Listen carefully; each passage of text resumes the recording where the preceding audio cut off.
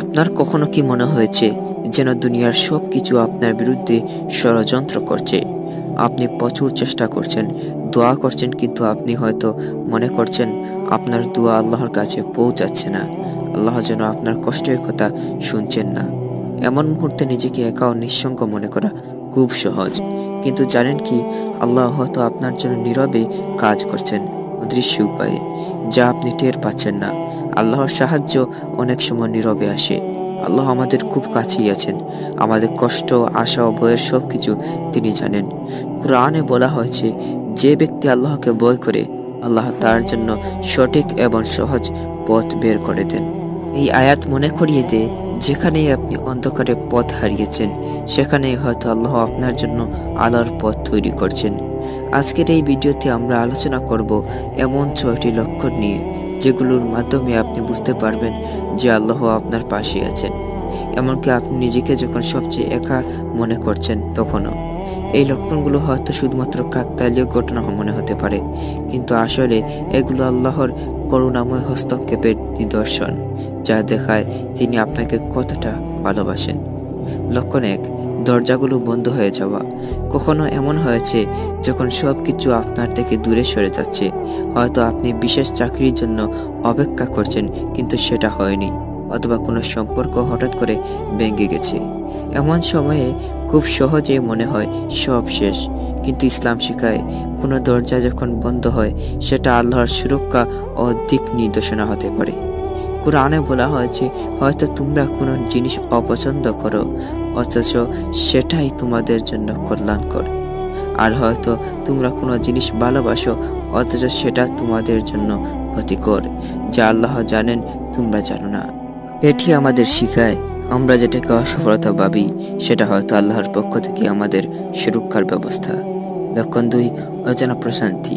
কঠিন সময়ে যদি আপনার ভিতরে অজানা শান্তি থাকে, তবে সেটাও আল্লাহর নীরবে সাহায্য করার লক্ষণ হতে পারে। অনেক কষ্টের মধ্যেও আপনি যেন ভিতরে শান্তি অনুভব করছেন। কুরআনে বলা হয়েছে, তাদের হৃদয়কে আমরা মজবুত করেছিলাম।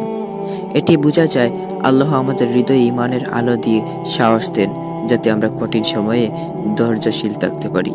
এই প্রশান্তি আল্লাহর পক্ষ থেকে দেয়া একটি বিশেষ উপহার, যা আপনাকে কষ্টের মধ্যেও শান্ত রাখে।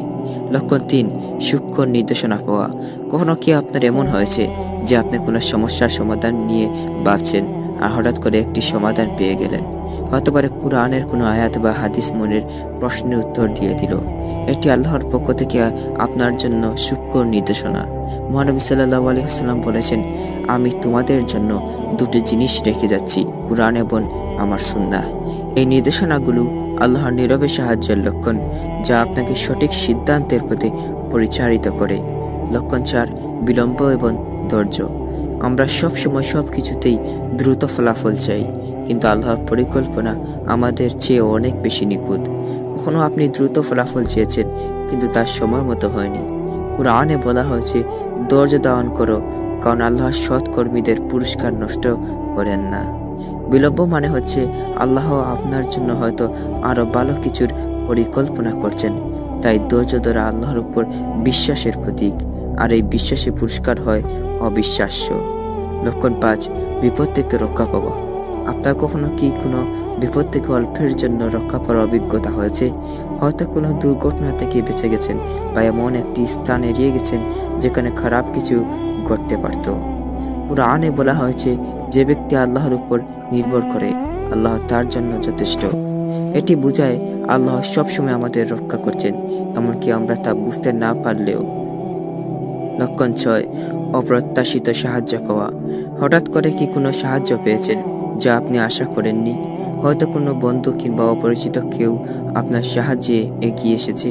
এটি আল্লাহর পক্ষ থেকে সাহায্য। কুরআনে বলা হয়েছে, তিনি তাকে এমন উৎস থেকে রিজিক দেন যা সে কল্পনা করতে পারে না। যখন আপনি অপ্রত্যাশিত সাহায্য পান, মনে রাখবেন, আল্লাহ সবসময় আপনার প্রয়োজন জানেন এবং আপনাকে সাহায্য করছেন। কখনো কখনো আপনার সবচেয়ে কঠিন মুহূর্তগুলোই আপনার জীবনের সবচেয়ে বড় শিক্ষা দেয়।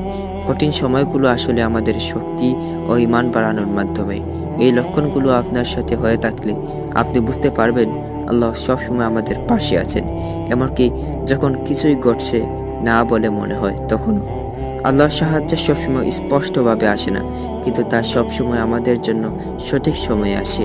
আল্লাহর পরিকল্পনার উপর বিশ্বাস রাখো, ধৈর্য ধরুন আর নীরবে আল্লাহর সাহায্যের জন্য দোয়া করুন।